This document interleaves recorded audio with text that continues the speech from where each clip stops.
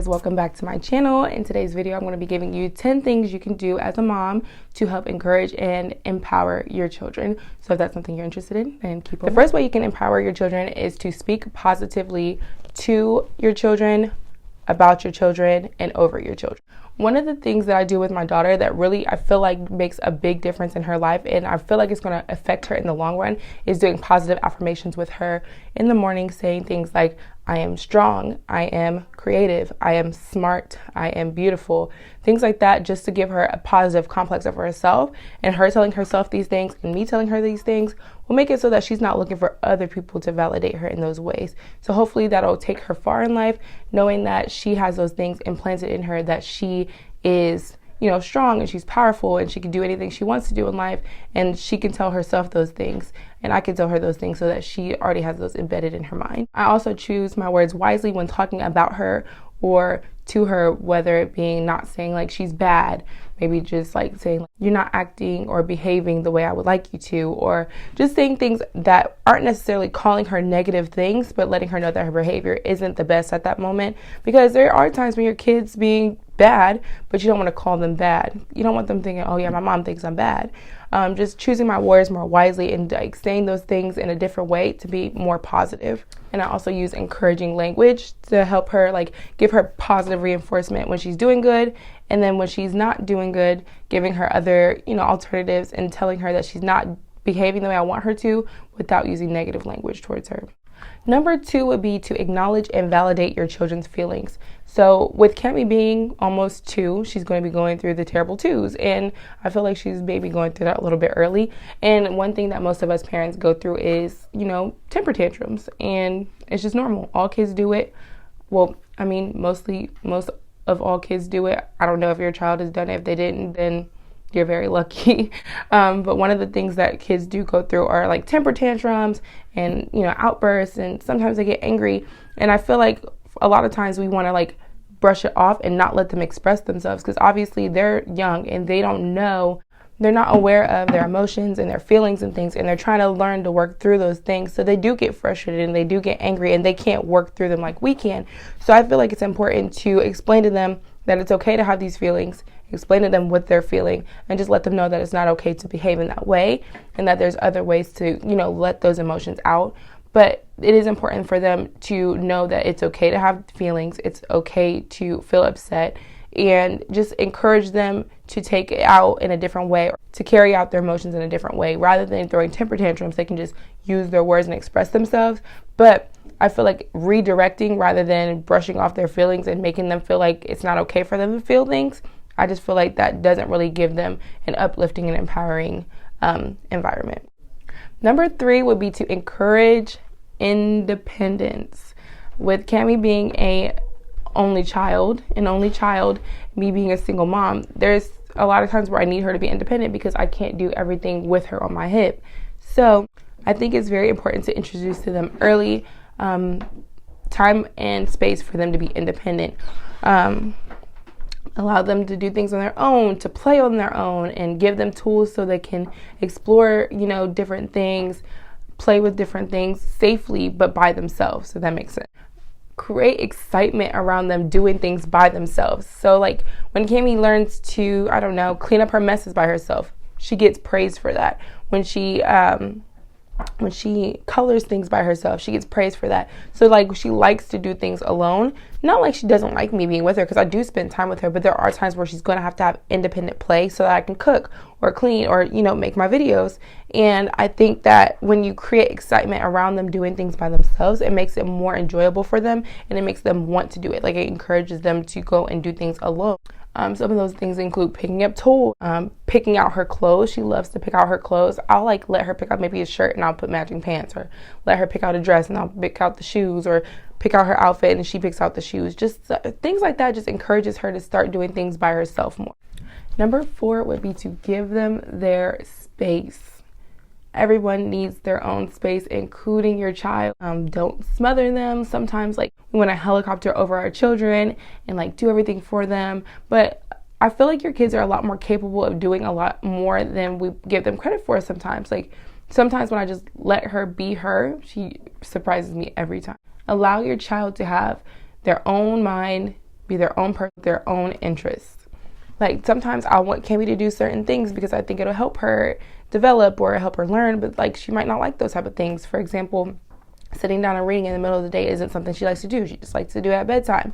So I have to, like, sometimes I want to sit down and read with her, and that's not something she's interested in. Sometimes she might want to just play, or, you know, there's things that she'll want to do in the middle of the day or throughout the day that I might not like doing, or, you know, she might like doing things that I like doing, but she's her own person. I have to realize that sometimes she's going to want to do things that I don't want to do, and vice versa.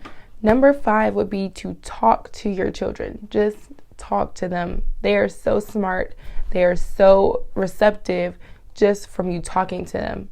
Tell them what you expect from them, things that you expect them to do and not do. Pray with them. Teaching her to pray is one of the things that I've started doing recently, and she's got it into a routine where she prays before she eats and she prays before bed. I mean, she doesn't just get up and pray or pray throughout the day because she's a baby, but those type of things, like, she's learning now, and she knows how to pray, and she knows when to do it, you know? So she's really receptive to those things. Teach them things, like, maybe, like, Cami's learning her ABCs. Just talking to her and doing it with her helps her to learn those things, and she'll retain it because she's doing those very often. And just have conversations with your children. Like, Cami and I will sit down and talk, and a lot of people say that she speaks very well, or that she's really good at talking for a young age. And that's, I really think that's just because I sit and talk to her. Like, since a very young age, I literally just sit and talk to her throughout the day, talk to her when we're in the car. And I, like, leave my statements open for her to respond. Even when she couldn't respond yet and she was still a baby, I'll just say, like, how was your day today, Cami? And even if she's just babbling or whatever, like, she's going to respond, and they're learning that communication. Like, she's learning that I say something to her and she says something to me back. So we're having a conversation rather than me just speaking to her. Number 6 is to give your children lots and lots of love and affection, whether that be hugs, kisses, holding their hand, caressing their face, or playing in their hair. And just that physical interaction will make them feel so safe and so secure and so loved, which is something that I feel like every child needs. And even as adults, I need that. Like, we all need that. So I feel like once you have that with your child, it makes them feel more comfortable and safe and secure, knowing that they have that love and affection at home. You know what I mean? So they don't have to go out and look for that later from other people, because they're getting that from their parents. Number 7 is something that I have been working on personally, because I've been very bad at it lately, because I've been, like, working so much and being so busy, and it's so easy to want to just come home and detach and veg out, and that's being present with your children. I feel like a lot of times we get on our phones and we get busy, or we're coming home from work and we're ready to just digress and just be by ourselves and shut down. But we have to realize that when we come home, we still have someone else that's depending on us to be there for them. And that's something I'm working on, is being more present, not being on my phone, and just spending more quality time with her. Whether that be by giving her my undivided attention with no phones around when we're coloring or doing arts and crafts or making food together, sitting down watching, a show or reading, or anything that you can do to just sit down and, like, spend that quality time with them without any distractions. Because they can tell, like, there's been times where I'm on my phone and Cami's like, Mom, come play, Mom, come sit down, and she's literally begging me to spend time with her, and I'm ignoring her. And I wouldn't do that to my boss. I wouldn't do that to other people. Like, you go on a date and you don't want to pull your phone out because you don't want them to feel like you're not paying attention, but we're not giving our children that same respect, which I think is so crazy. And I had to really, like, put that in perspective to myself, because my child deserves that. You can also just set aside time to spend with them by themselves. Like, just set aside time. Like, I know there's times where you want to just sit out and veg out. Like, there's times when I want to just sit on my phone, but I'll make specific time for that. Like, at nighttime when Cami sleep, and during the day, I set aside time for us to spend good quality mommy-daughter time with no interruption. Number 8 is to show and not do. What I mean by that is to teach your children how to do things rather than doing it for them. And I started that really young. Like, for example, Cami's diapers. I'll tell her, Cami, help mommy put it in the trash. So I'll give it to her and I'll walk her to the trash, which it takes a little bit longer, but in the long run, it helps them with, going back to one of my previous tips, is to be more independent. So I give her diaper and I tell her, put it in the trash. And this might have been before she understood what that meant, but you're showing her how to do it. So now every time she's doing it by herself. Or it'd be like, use your spoon, and I'll show her how to use her spoon. So instead of doing everything for her, I'll tell her what to do, and then I'll guide her into doing it. And then she knows how to do it by herself, and she's doing it by herself. So I don't have to do everything for her. And that goes with hand in hand with her being independent. That's how she is so independent, because I don't do everything for her. I show her how to do it. When it comes to discipline, I know every parent's different. Everyone has different parenting styles. But one thing I can say about disciplining them is to show them respect in disciplining your children. And that's just going towards uplifting and encouraging them. So with your children, I think it's important to get down on their level and just speak to them with respect rather than just yelling at them. Because I had a problem where I would just yell at her and she's not receptive to it. She just cried and she didn't understand why I'm yelling at her, and it hurt her feelings rather than her learning. So I feel like it's important just to get down on their level, speak to them, tell them why they're in trouble, and then they can get their consequences rather than asking questions or yelling, and they're not receptive to that. They're not listening to you. So I'll just tell her, like, we don't do this. Now you're sitting on the step and you can get out in a minute. And she'll sit there, and obviously she's not thinking about what she did. She's one, but I think it's just helping her to feel respected, and I think that'll go long in the future. So maybe I'm wrong, maybe I'm right, because it's only my first kid out here, but I think that for me, it's worked, and it worked out better than when I was more hostile when disciplining my child. Number 10 is my last and final tip, and that would be to make sure that you show your child that you will always have their back.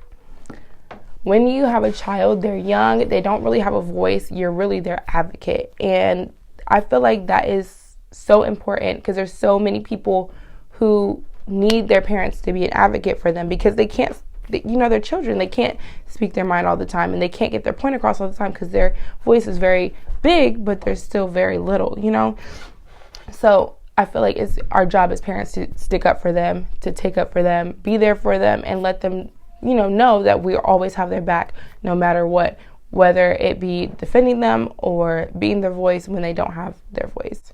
Make sure that your children know that they can come to you for and about everything and anything, whether like they feel like they're going to be in trouble or it's something like they're scared of. They should be able to feel comfortable coming to you and expressing themselves to you, talking to you, and making sure that they can talk to you about anything, so they don't have to go to other places to get that support, because we are supposed to be that main source of support for them since we are their parents. And I just think it's a matter of making sure that they're comfortable coming to us for that support and for that guidance and for that advice, because it's so important. Like for me, I just want to be that person that my daughter confides in. So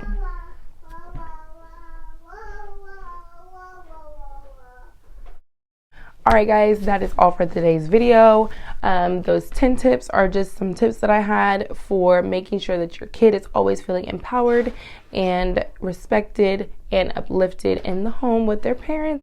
If you enjoyed this video, make sure to like, comment, and subscribe, and hit the bell notification button so that you're notified every time I post a new video. And I will see you in my next one. Bye.